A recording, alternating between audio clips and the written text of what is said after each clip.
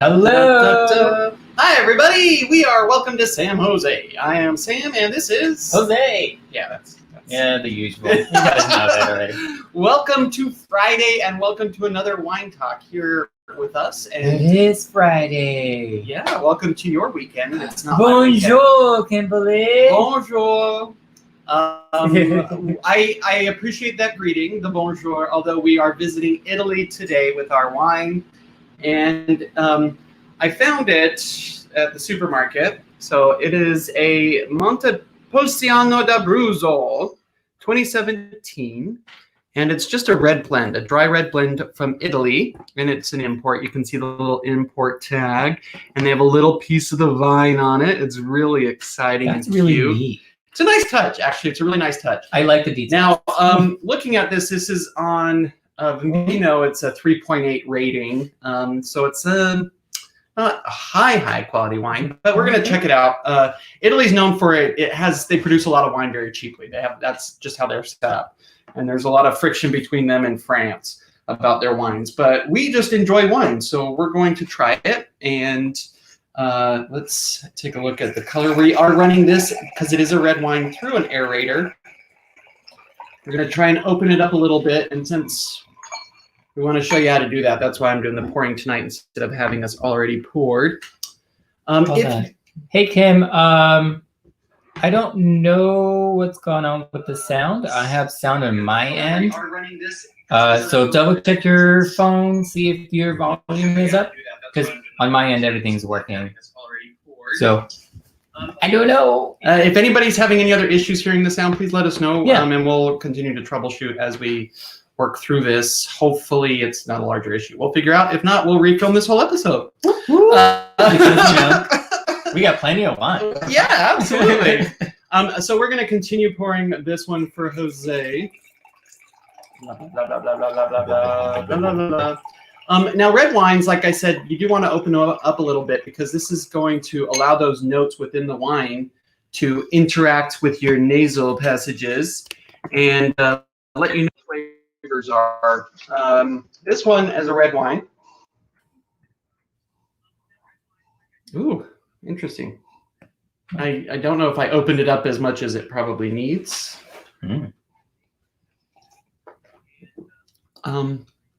Yeah. Does it taste like it smells? No, I'm going to be honest, it's a very generic red wine. We're going to make it work. I think it needs a little bit more opening up. I don't think it's a bad red wine. We're going to let it sit a little bit. I think it's a light body, but it is a very light body. The tannic profile. Yeah, there's not much. Very mild. It's a very mild red wine, but it's all about the label and the details on that label. It's a cute bottle, though. I mean, it is 13% alcohol by volume, which hopefully will kick in a little bit. So tonight, we've got a great topic for you. We went skydiving, and at one point... Woo! Right there. Today's topic is skydiving, our little skydiving experience. So now we did get a discount at a skydiving place, Jump Florida, down in Plant City, Florida, and we went on. I actually think it was a Groupon, but when we got there, we upgraded from 11,000 feet to the 18,000 foot jump. So we could have. I'll let Jose tell it. It's funny that Sam says we upgraded. Okay. Yeah. Because yay, Cam, you can hear us. It's funny that Sam says we upgraded, because he had no idea at first until I actually gave my card to them, and he's like, "What are you paying for it?" And I'm like, "Well, it was only like $75 to go up to 18,000 feet, which is the max that you can go." So I just decided to do that for us. He's like, "If we're gonna go skydiving, we're gonna do it from the highest point." And I just see his face go from smiling to what? Okay. I'm going to stop him right there, because I need to say this. This is really important. I had purchased the skydiving for his birthday, so I was more upset that he was paying for something on his birthday. But if we're going to go big, we're going to go big. I do have a minor fear of heights. Plus, we're not one of those couples that we're like, okay, we're gonna do like you take care of everything of this. So, like, he's gonna spoil me for my birthday. I don't really care about that. I'm like, it's just We just celebrate together. we're celebrating it together, We have a lot of fun. basically. And I think that's an important thing for relationships and couples to do. That it's not just about you on that day. It's just we're together, we're sharing that same moment, and we're sharing that experience. So I'm like, yeah, we'll just pay for his too, and we'll just go up to 18,000 because let him jump out first at 11,000 feet, and then me go up more and then jump from 18,000. Wasn't gonna happen.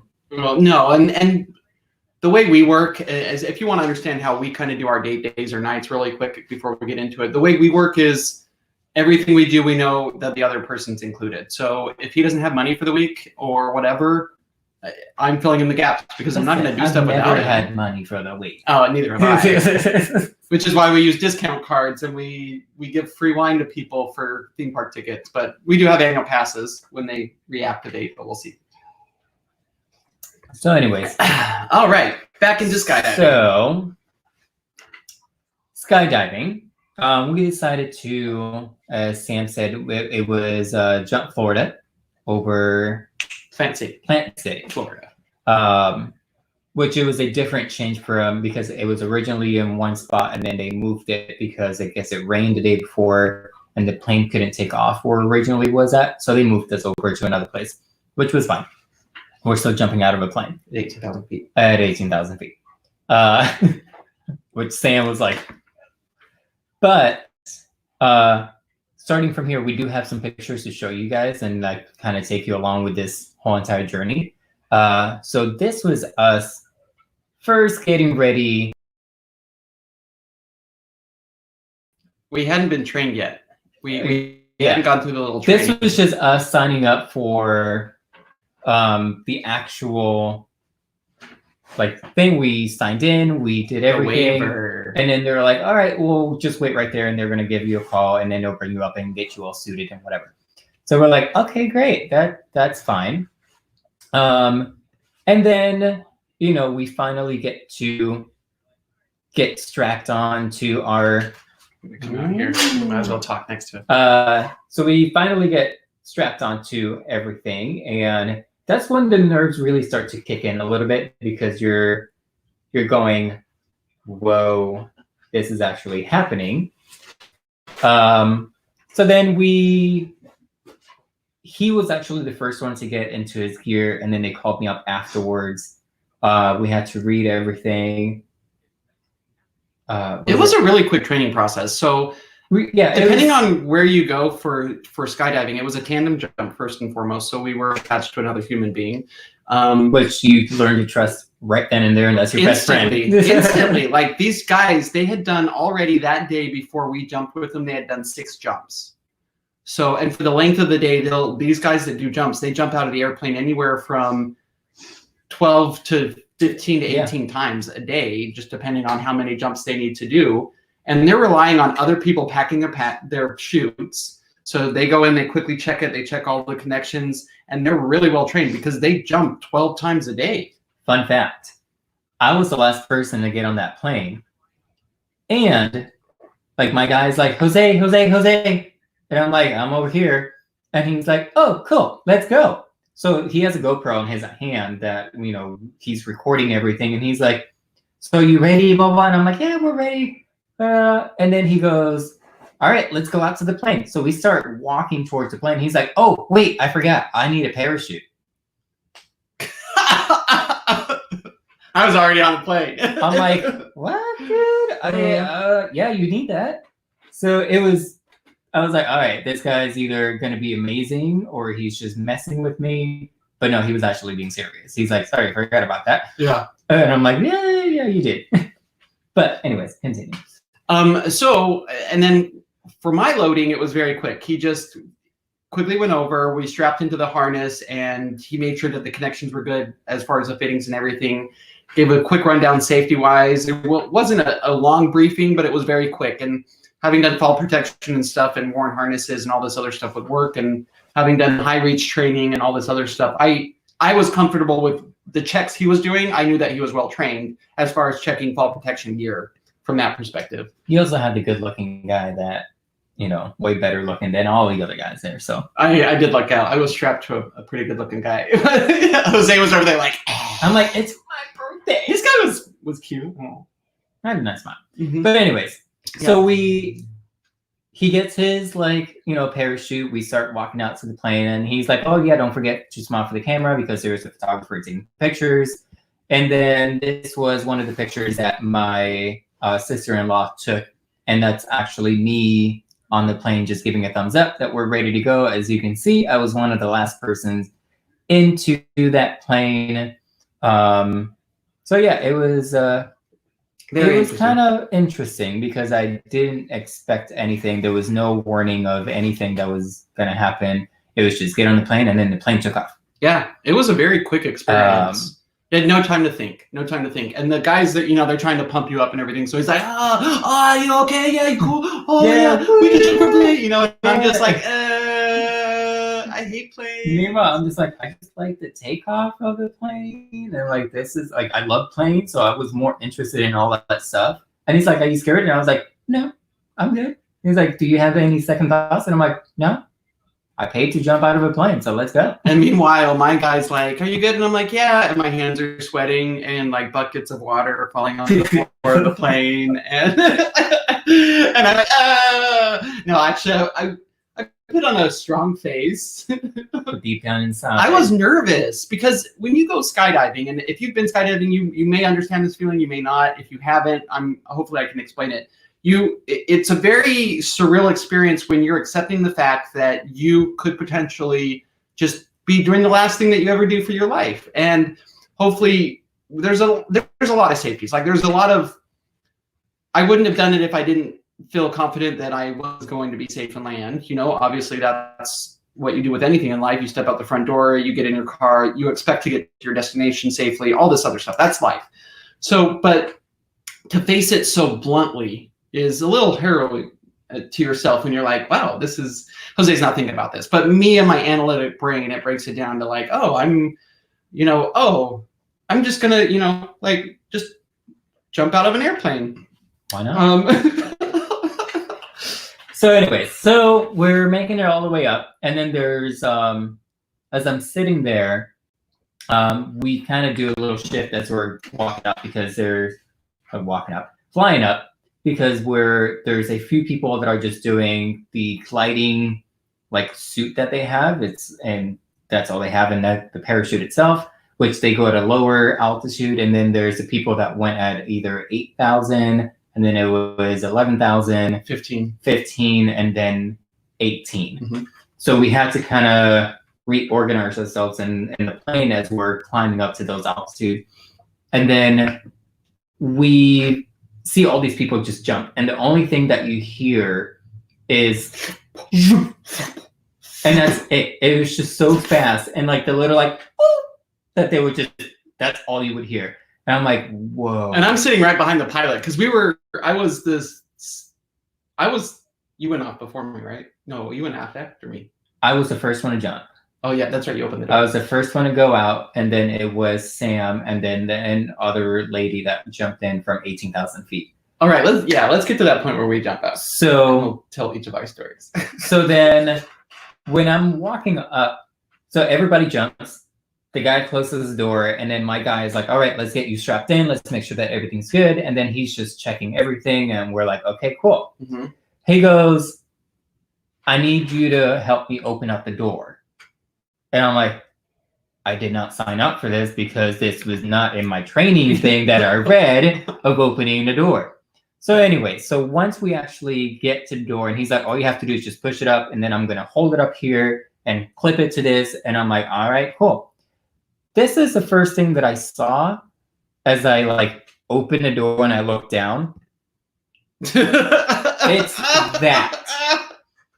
So my feet are just dangling over, and it's just clouds, like a whole entire space, and then clouds, and then more space, and then earth. So it is a little bit frightening at that point that you're like, why am I the one opening the door, and why am I the first one to jump out. And you still really have a little degree of not exactly knowing what's going to happen as far as timing wise, because these guys, they're just like, okay, go here. And then you slide it up and they're like, okay, now just put your feet over the edge like you're getting in a swimming pool. And you're like, okay, because you're not going to question them at this point. You don't. And while you're up there, you're already kind of nervous. So you're already kind of like, your muscles are kind of shaking and you're like, okay, I don't know what's happening. But it's also really, really cold at 18,000 feet. So if you're just wearing a really thin shirt and just it's so jeans, it is freezing. And that wind is just, so it's really cold. And then the guy goes, all right, we're going to jump on 3. But actually we jump on 2 because on 3, usually people hold on to the actual plane itself. So they go 1, 2, and then they go. And this was my actual jump. That was the first time that I felt that weird empty feeling in my stomach of I'm actually falling and I'm looking straight down to where I'm going. And that's when it actually hits me that I'm jumping out of a plane, because it happened so quickly and there's no way to describe it at that moment. There's just so great. It is a rush, but also this sense of relief and calm because you worked yourself up to jump out of this plane. And now you're like, I did it. Now what? It's all out of your hands. Yeah. So my experience with it, because the guy was like, okay, you have to open the door. And Jose looks back at me like, and then they scoot up on the bench, and Jose looks over at me like, I'm opening this GD door. Like, this is happening. And I was like, and my guy's like, okay, we're going to slide back now. And I'm like, and I'm looking back at Jose. He opens the door. And of course it's freezing.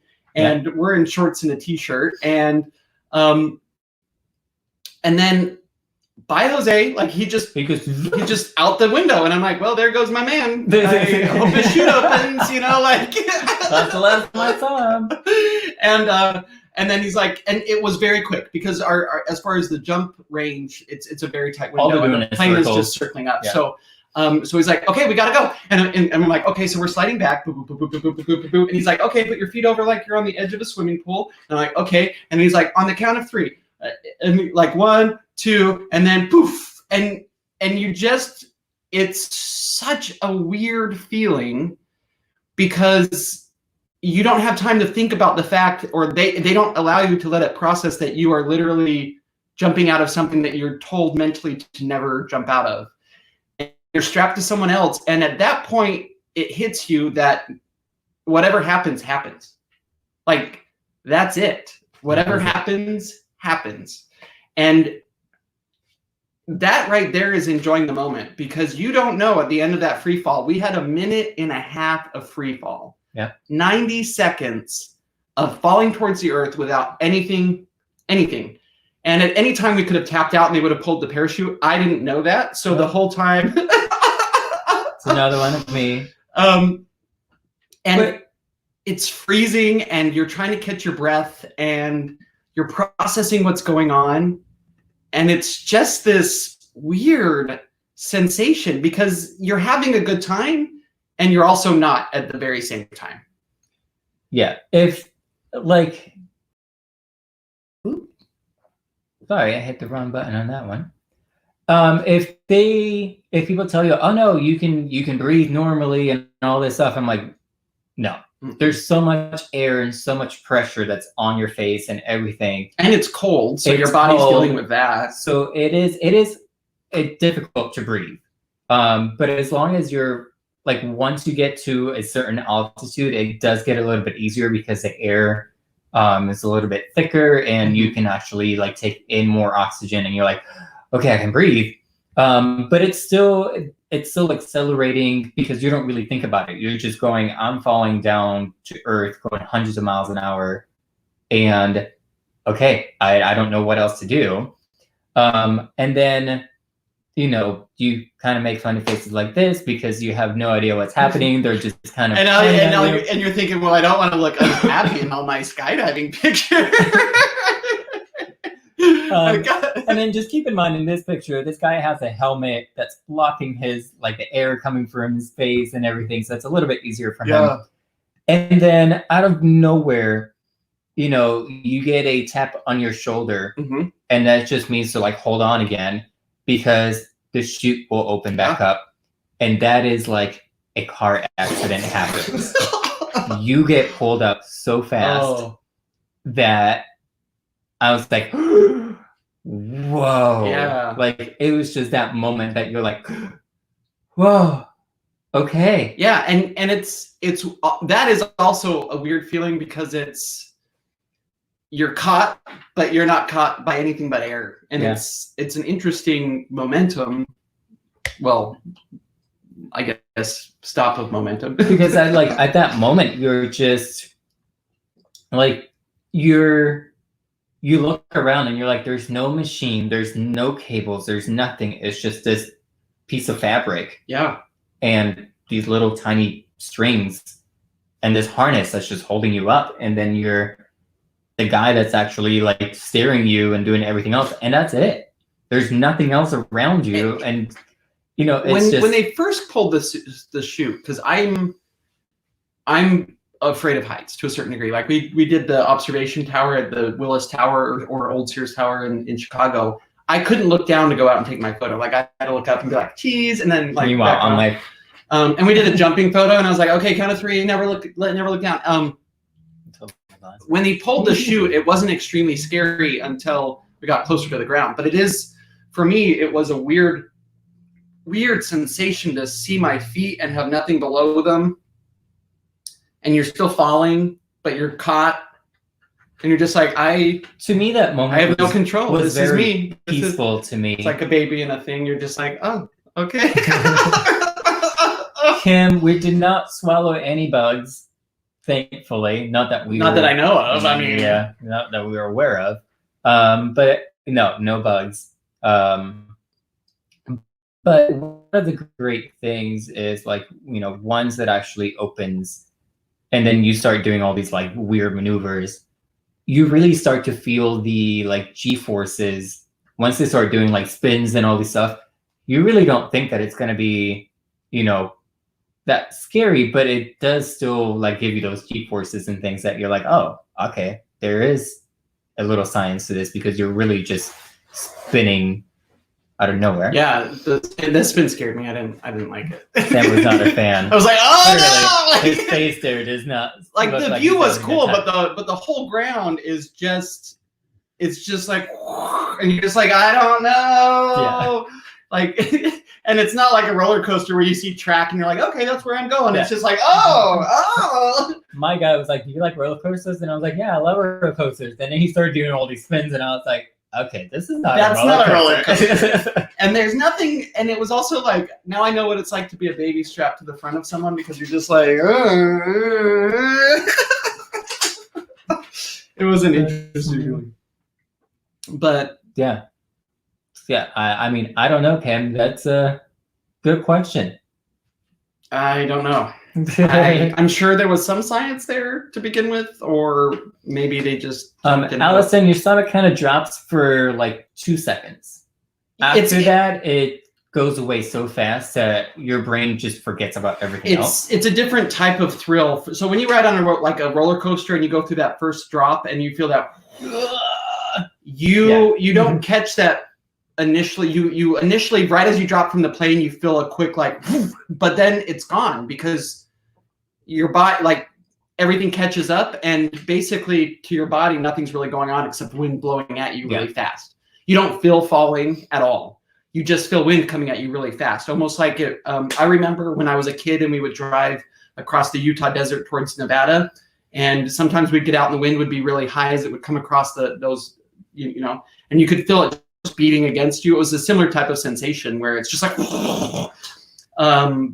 but it wasn't necessarily like a roller coaster the whole time. It wasn't like a thrill. It was like, oh, I'm falling, I'm trying to catch my breath, oh, I'm still falling, why? Oh, I chose this. Yeah. And then here we were.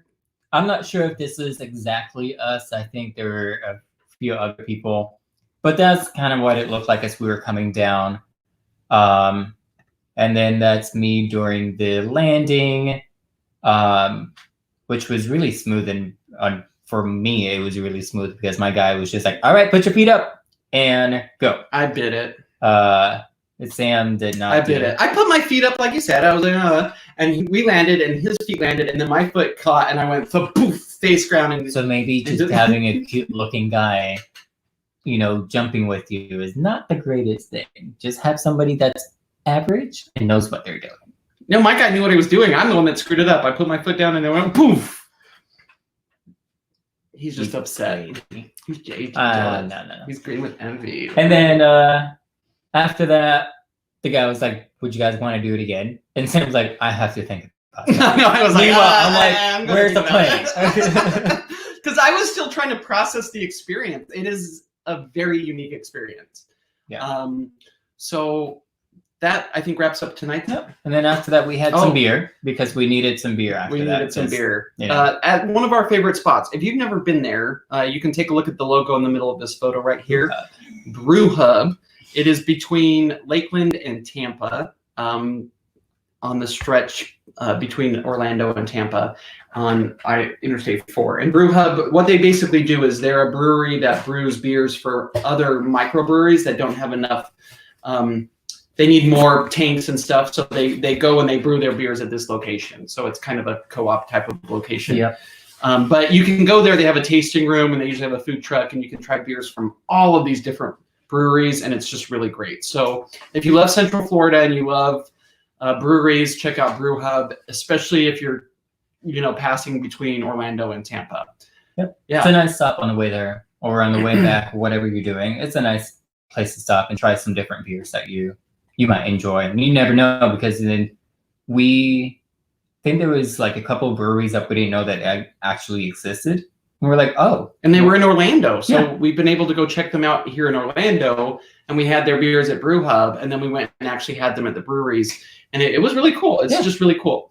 Also, we are continuing to work on growing this channel. It is evolving. As you can tell from our lives right now, we've got now logos and pictures and all this other really great stuff. We're trying to incorporate the wine experience with our traveling and our experiences to encourage you all to experience life and just enjoy it.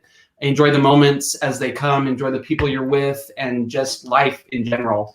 And to do that, we need your help. So help spread the word and share these videos and like them. And right now we're running a little bit of a giveaway. Ooh. So one of the giveaways that I'm doing right now is I'm giving one of my prints that I actually got. It's the dragon from Universal Studios. So if you've been to Universal Studios in the Potter area, exactly Diagon Alley, there's a big dragon on top of the Gringotts Bank. I was able to capture a picture of that, and I actually printed it up to be a big poster size. So this is what it looks like. So I'm giving. So I'm giving this away for free. The only thing that you need to do is just subscribe to our YouTube channel. Share one of our videos on your timeline, and just make sure that you tag Welcome to San Jose on it. And that is it. And you can share on Facebook. You could do an Instagram photo with the link, or you can do, if it's on Twitter, tweet to us at Welcome to San Jose. We don't have a lot on Twitter, but we can check the tweets. And we have a timeline for this. The winner is going to be announced on June 1st, which is going to be our next wine talk. I think it's let's see, June 1st. Yep, it's on Monday. It's a week away. So you guys have a week to do that. So yeah, it's a 20 by 30 poster size of that photo that I have. And again, you know, all you have to do is just share one of our videos, subscribe to our channel, and just let us know that you did that. And you'll be entered into the drawing, and then we'll just pick out a winner on June 1st. Yeah. That is it. And then I'll just mail it over to you, or if you live close by in the area, I'll just personally deliver it to you, maybe with a bottle of wine. Who knows? Since we have so much wine. Thank you so much for watching us tonight. We are Welcome to San Jose, and we really do appreciate all of your support and just enjoying life with us. So thank you so much, and you have an amazing Friday and weekend. Bye, guys. Bye, y'all. Thanks. Cheers. Also, before we do that, thank you to everybody that signed up already, like subscribed. Oh, yes. Because we went from 82 to 93, I think it was. So thank you to everybody that's done that. So, okay. We appreciate you. All right. Have a good night, guys. Bye. Have a good one. Have a great weekend.